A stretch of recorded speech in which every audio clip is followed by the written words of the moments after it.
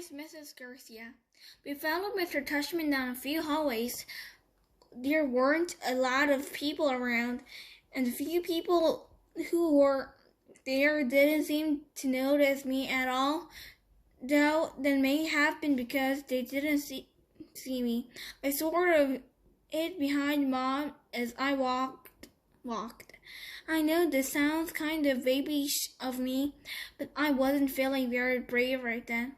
We ended up in a small room with the words office of the middle school director on the door. Inside there was a desk with a nice swimming lady sitting behind it. This is Miss Garcia, said Mr. Tushman, and the lady smiled at Mom and took off her glasses and got up out of her chair. My mother shook her head and said, "Isabel Pullman, nice to meet you." "And this is August," Mr. Tushman said. Mom kind of stepped to the side a bit so I would move forward. Then that thing happened that I've seen happen a million times before. When I looked up her, Miss Garcia's eyes dropped for a second. It was so fast no one else would have noticed, since the rest of her face stayed exactly the same. She was smiling a really shiny face smile. "Such a pleasure to meet you, August," she said, holding out her hand for me to shake. "Hi," I said quietly, giving her my hand, but I didn't want to look at her face, so I kept staring at her glasses, which hung from a chin around her neck. "Wow, what a firm grip," said Miss Garcia. Her hand was really warm.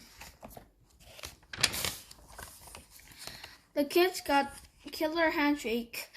Miss Tushman agreed, and everyone laughed above my head. "You can call me Mrs. G," Miss Garcia said. I think she was talking to me, but I was looking at all the stuff on her desk now. "That's what everyone calls me.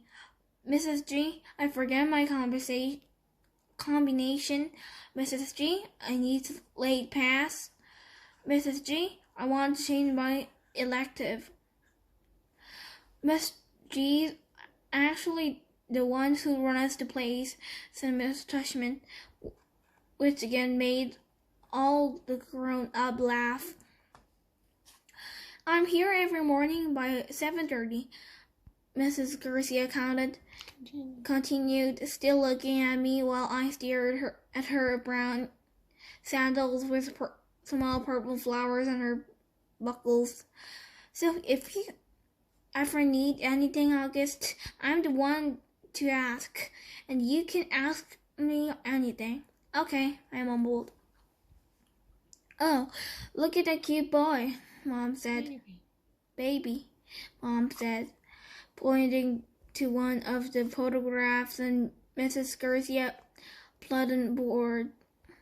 "Is he yours?" "No, my goodness," said Mrs. Garcia, smiling a big smile now that was totally different from her shiny smile. "You've just made that thing. He's my grandson." "What a cutie," said Mom, shaking her head. "How old?" In that picture, he was 5 months, I think, but he's big now, almost 8 years old. "Wow," said Mom, nodding and smiling. "Well, he is absolutely beautiful." "Thank you," said Miss Garcia, nodding like she was about to say something else about her grandson. But then all of a sudden her smile got a little smaller. "We're all going to take very good care of August," she said to Mom, and I saw her give Mom's hand a little squeeze. I looked at Mom's face, and that's when I realized she was just as nervous as I was. I guess I liked Mrs. Garcia when she wasn't wearing her shiny smile.